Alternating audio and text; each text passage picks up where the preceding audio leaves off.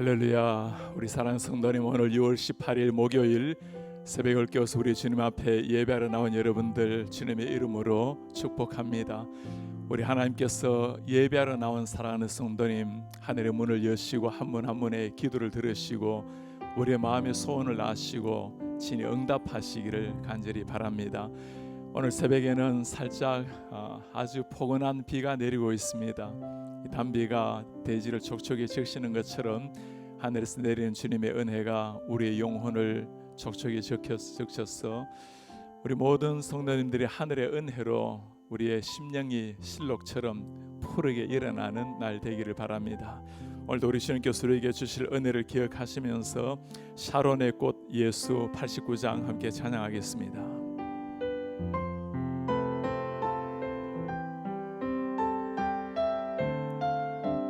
샤론의 꽃 예수, 샤론의 꽃 예수, 나의 마음에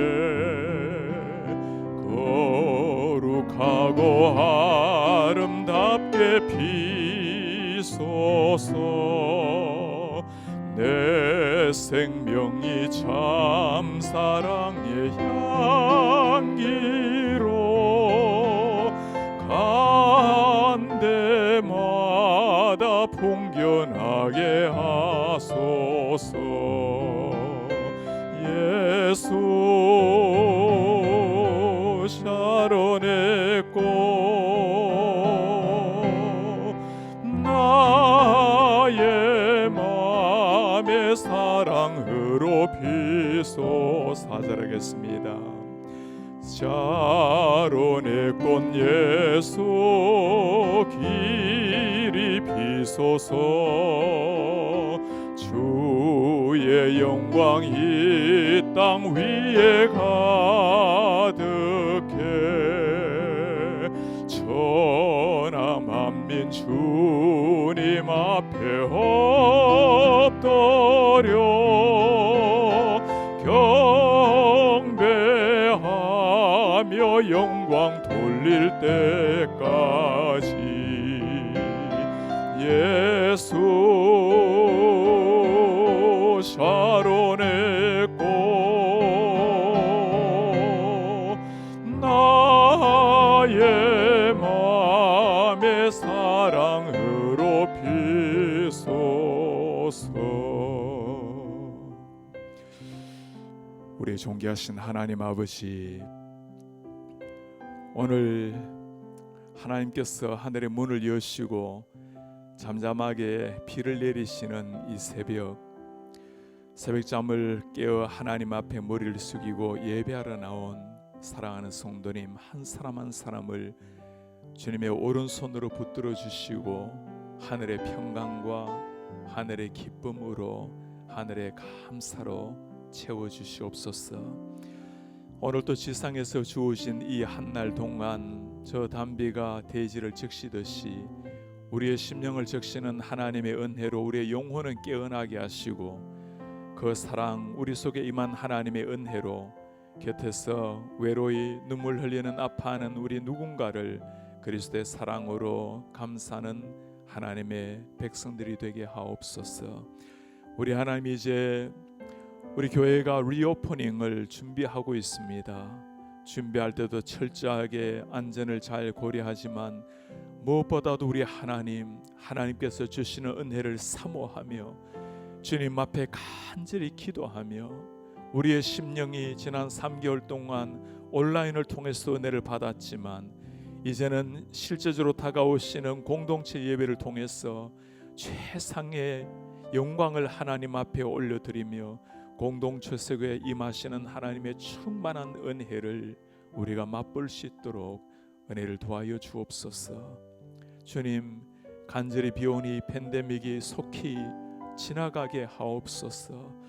하나님, 주님께서 이 어려운 상황 속에서 우리에게 하실 말씀 많으셨을 텐데 우리 하나님, 저나 우리 성도님들이나 이 땅의 모든 신실한 그리스도인들이 하나님의 음성을 듣고 우리의 가치관을 변화시키고 가족관계, 인간관계, 재물관계, 모든 것에 대한 관계를 새로이 할 수 있도록, 그래야 우리의 광야길은 힘겨웠지만 이로 말미암아 우리에게 확성기처럼 말씀하시는 하나님의 음성을 들었노라고 우리 모두 고백할 수 있도록 하나님 은혜를 도와여 주옵소서.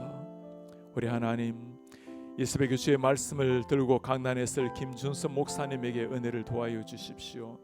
말씀을 통해서 진리의 말씀, 생명의 말씀이 우리의 가슴 속에 새겨질 수 있도록 은혜 도와시고, 이 말씀으로 오늘 하루도 승리하는 한 날 되게 하옵소서. 주 예수 그리스도의 이름으로 기도하옵나이다. 아멘. 오늘 하나님께서 우리에게 주실 말씀 고린도전서 11장 17절에서 26절 말씀입니다. 고린도전서 11장 17절에서 26절 말씀, 저와 여러분들이 한 절씩 하나님의 말씀으로 교독하겠습니다. 내가 명하는 이 일에 너희를 칭찬하지 아니하나니 이는 너희의 모임이 유익이 못되고 도리어 해로움이라. 먼저 너희가 교회에 모일 때 너희 중에 분쟁이 있다함을 듣고 어느 정도 믿거니와 너희 중에 파당이 있어야 너희 중에 옳다 인정함을 받은 자들이 나타나게 되리라. 그러자 너희가 함께 모여서 주의 만찬을 먹을 수 없으니 이는 먹을 때 각각 자기의 만찬을 먼저 갖다 먹음으로 어떤 사람은 시장하고 어떤 사람은 취함이라. 너희가 먹고 마실 집이 없느냐? 너희가 하나님의 교회를 업신여기고 빈공한 자들을 부끄럽게 하느냐? 내가 너희에게 무슨 말을 하라? 너희를 칭찬하랴? 이것으로 칭찬하지 않노라. 내가 너희에게 전한 것은 주께 받은 것이니 곧 주 예수께서 잡히시던 밤에 떡을 가지사 축사하시고 떼어 이르시되 이것은 너희를 위하는 내 몸이니 이것을 행하여 나를 기념하라 하시고, 식후에 또한 그와 같이 잔을 가지시고 이르시되 이 잔은 내 피로 세운 새 언약이니 이것을 행하여 마실 때마다 나를 기념하라 하셨으니 너희가 이 떡을 먹으며 이 잔을 마실 때마다 주의 죽으심을 그가 오실 때까지 전하는 것이니라. 하나님의 말씀입니다. 아멘. 김준섭 목사님 모셔서 하나님의 말씀 전해주시겠습니다.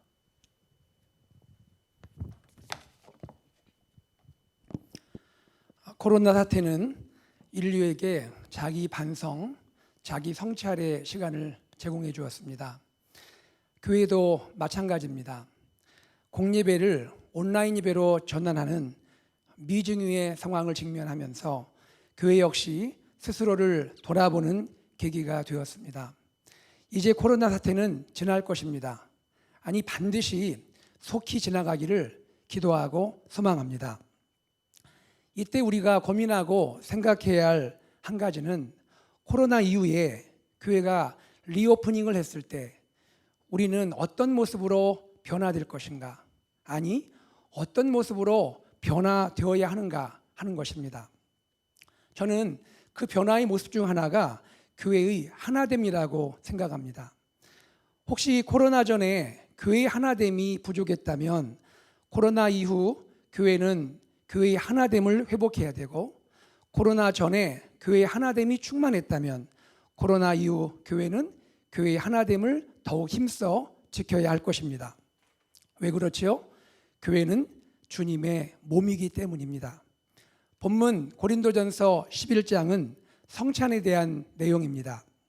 사도 바울은 본문을 통해 성찬이 갖는 한 가지 중요한 의의를 강조해 줍니다. 그것은 성찬을 통한 교회의 하나됨입니다. 자, 본문으로 들어가겠습니다. 바울은 고린도전서 11장을 시작하면서 고린도 교회를 칭찬합니다.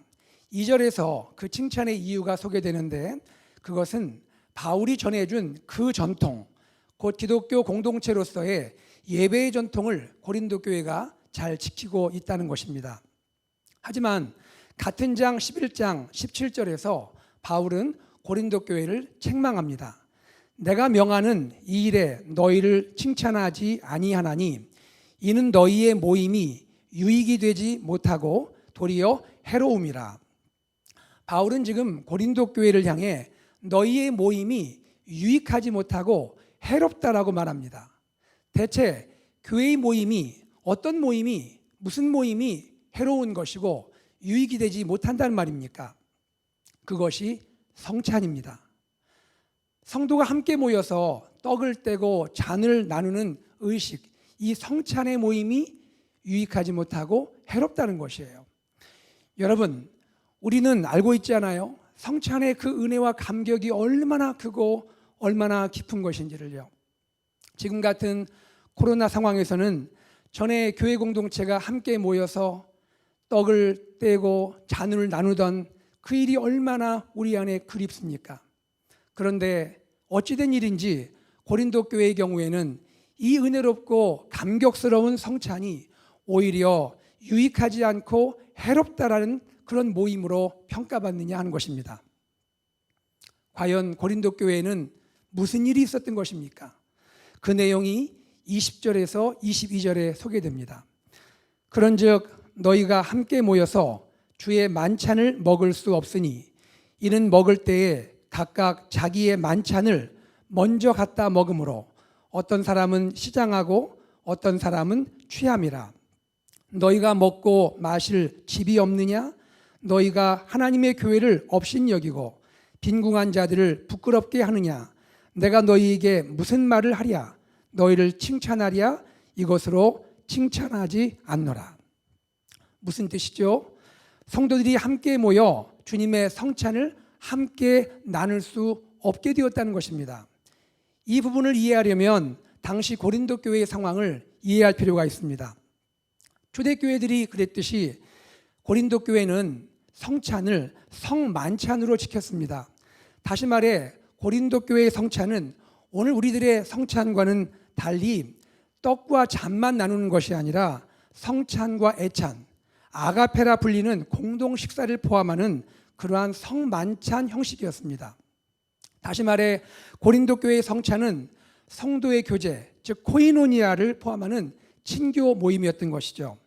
참고로 신학자 찰스 하치는 초대교회의 성만찬의 근거를 사도행전 2장 46절 날마다 마음을 같이하여 성전에 모이기를 힘쓰고 집에서 떡을 떼며 기쁨과 순전한 마음으로 음식을 먹고 해서 찾습니다.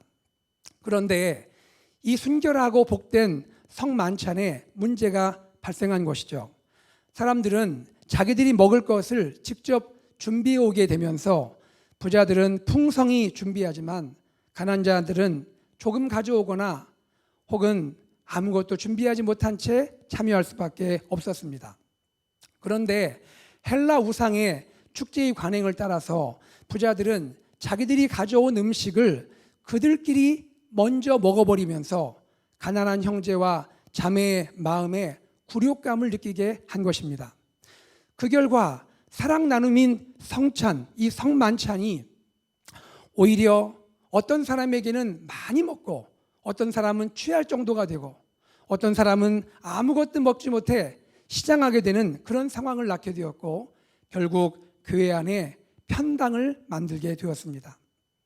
그리하여 성만찬을 위해 성도들이 한자리에 모일지라도 그 모임은 더 이상 주님 안에서 한 가족이 아닌 것이죠.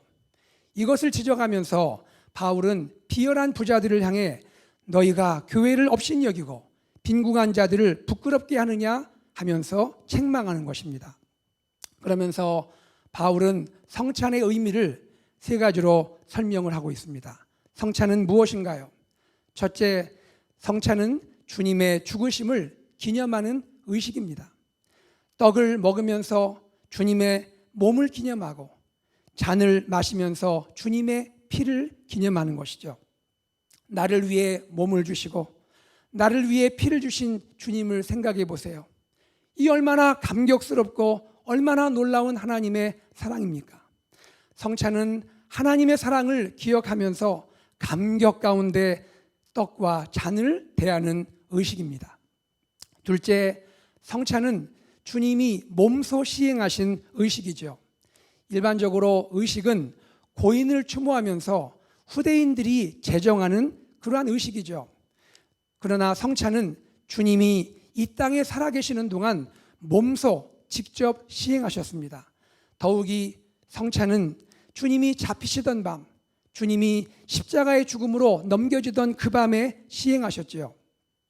우리 주님으로서는 죽음 전에 마지막으로 행하신 언약입니다. 의식입니다. 그러므로 성찬은 다른 의식과 구별되는 기독교의 고유하고 특별한 의식인 것이죠. 셋째, 성찬은 새 언약, 뉴 카버넌트의 의식입니다. 성찬은, 특별히 예수님의 성찬은 구약 6월절 어린 양의 희생에 기초를 두는 하나님의 구속적 사랑, 대속적 희생의 사건입니다. 나아가 옛 언약, 모세의 율법을 완성하고 성취하신 그리스도의 십자가와 부활의 새 언약을 기념하는 사건이죠. 과거에는 하나님의 종들이 왔지만 이제 하나님의 아들이 친히 세상에 오셨고, 죄인들의 구원을 위해 하나님의 아들이 친히 십자가에 못 박혀 죽으십니다. 그리고 사단과 사망 권세를 깨뜨리시고 부활하시게 됩니다. 이로써 누구라도 유대인이든 이방인이든 부자이든 가난한 자이든 남자이든 여자이든 주인이든 종이든 자기 죄를 회개하고 하나님의 아들 주 예수 그리스도를 구주로 믿고 영접하면 구원과 영생의 선물을 받게 되는 것입니다. 이 놀라운 구원과 영생의 약속은 과거 모세 율법처럼 돌판에 새겨지지 않고 우리의 마음에 성령으로 인쳐져 보증이 됩니다. 그리고 이 약속은 영원토록 그 효력이 유지되는 것이죠. 이처럼 성찬은 기독교 공동체의 기초를 이루는 핵심 의식입니다. 기억하십시오. 성찬은 주님의 한 몸 공동체의 기초입니다. 주님의 교회는 주님의 명령을 따라 이 성찬을 주님이 다시 오실 때까지 행하며 주님의 죽으심을 전파합니다. 그리하여 성찬은 세례와 함께 기독교의 성례, 세크라멘트로 수납되어서 지난 2000년 교회사를 통하여 계속 행해졌고 앞으로도 행해질 것입니다. 요한 칼빈은 성찬을 귀히 여겼습니다. 성찬을 가리켜 눈에 보이는 말씀, 가시적인 말씀이라고 표현할 정도였습니다. 그런데 이 성찬이 갖는 가장 중요한 본질이 있다면 그것은 무엇일까요? 그것은 은혜입니다. 성찬은 우리가 주님께 받는 선물입니다. 아무 자격이 없는 죄인인 우리가 주님의 살과 피를 받습니다. 주님은 은혜로 주시고 우리는 선물로 받습니다. 이 점에서 교회의 모든 신자는 평등합니다. 어느 누구도 자기 행위, 자기 공로, 자기 소유, 자기 인격으로 주님의 살과 피를 받지 않습니다. 모두가 죄인이고 모두가 받을 자격이 없지만 은혜로 받았고 선물로 받습니다. 모든 신자는 성찬 앞에서 감격할 뿐이고 겸손할 뿐입니다. 이처럼 성찬은 은혜이고 선물이기에 우리는 형제와 자매와 함께 성찬의 떡과 잔을 기쁨과 사랑으로 나누는 것입니다. 내 것, 나에 속한 어떤 무엇을 나누는 것이 아니라 내가 은혜로 선물로 받은 주님의 살과 피를 나누는 것이죠. 그렇다면 성찬을 나누는 동안 내가, 나의 자아가 살아날 이유가 전혀 없는 것입니다. 성찬은 은혜로 시작하고 은혜로 진행되고 은혜로 마치는 것입니다. 이것이 성경이 가르치는 성찬의 정신이죠. 그런데 어떻게 이 은혜의 성찬 모임에서 빈부가 나뉘고 편당이 발생할 수가 있단 말입니까? 고린도 교회는 단지 성찬의 음식 분배를 잘못한 것이 아니라 주님의 한 몸 공동체를 깨뜨리는 악행을 범한 것입니다. 생각을 해보세요. 부자가 많은 음식을 준비했다면 하루 종일 일을 하고 늦게 오는 가난한 자들을 위해서 음식을 남겨둘 수 있지 않아요? 혹은 부자는 평소에 많이 먹을 기회가 있기 때문에 가난한 자를 위해서 양보할 수 있지 않겠습니까? 이것이 바로 은혜 받은 공동체의 사랑 나눔이지 않겠냐는 것입니다. 주님은 사랑하는 고린도 교회가 회개하고 참된 하나됨을, 참된 그리스도인의 연합을 회복하기를 원하십니다. 오늘 이 말씀을 통해 저는 우리 자신을 돌아보기를 원합니다. 과연 교회의 방해됨을, 교회의 하나됨을 방해하고 깨트리는 일은 성찬 모임일 뿐일까요? 교회의 다양한 친교 모임, 교회의 다양한 섬김과 사역과 봉사, 예배, 그리고 심지어 교회 직분에도 그럴 수 있지 않겠습니까? 오늘 현대 교회들은 물질주의와 세속과의 물결이 교회 안으로 침투하는 것을 막아야 합니다. 부와 권력, 세상의 기준과 가치관이 교회 내 차별과 편견을 가져오는 것을 막아야 합니다. 하나님의 교회는 오직 하나님의 말씀의 기준 위에 견고히 세워져야 합니다. 주님은 그분의 피로 사신 교회를 사랑하십니다.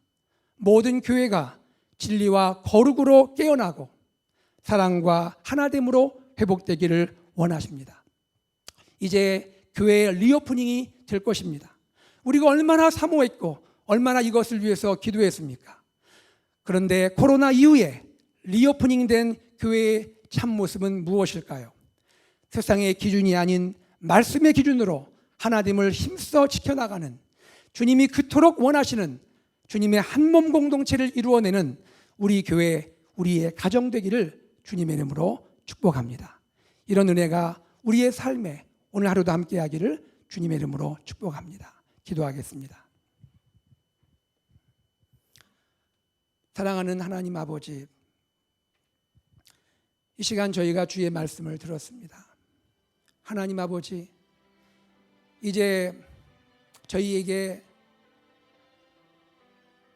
코로나 이후 교회 리오프닝을 허락하실 터인데, 하나님, 우리가 그토록 사모하고 소망하며 기도했던 교회의 리오프닝을 준비하면서 우리가 간절히 소망합니다. 우리 교회 안에 주님이 허락하신 교회의 하나됨을 힘써 지킬 수 있도록 축복하여 주시옵소서. 하나님, 우리 교회 안에 주님의 은혜가 충만하며 사랑이 넘치며 서로 섬기며 서로 세워주는 그러한 놀라운 역사가 충만하도록 인도하여 주시옵소서. 감사드리며 예수님의 이름으로 기도드리옵나이다. 아멘. 함께 기도 제목을 가지고 기도하겠습니다. 첫째, 우리 가정과 교회가 주님의 한몸 공동체 되어 서로 사랑하고 섬기며 풍성한 은혜를 나누게 하소서. 아멘. 둘째, 담임 목사님과 리더십에게 지혜를 주셔서 교회 리오프닝을 잘 준비하게 하시고 교회와 성도들이 영적 비상의 날개를 펼치게 하소서. 모든 환우들을 치유하소서. 아멘. 셋째, 김여호수와 김신혜 선교사님의 가정과 동남아 시국 잠족 사역을 축복하시고 김신혜 선교사님을 강건케 하소서. 아멘. 이 세 가지 기도 제목을 가지고 기도하시고 또 각자 기도 제목을 가지고 주님께 나아가 기도하겠습니다. 함께 기도하겠습니다. 하나님 아버지, 주님의 은혜와 사랑을 감사드립니다. 아버지 하나님, 그렇습니다. 주님께서 우리를 사랑하시고 우리를 축복하시고 우리를 인도하시고 우리를 하나님 도우시고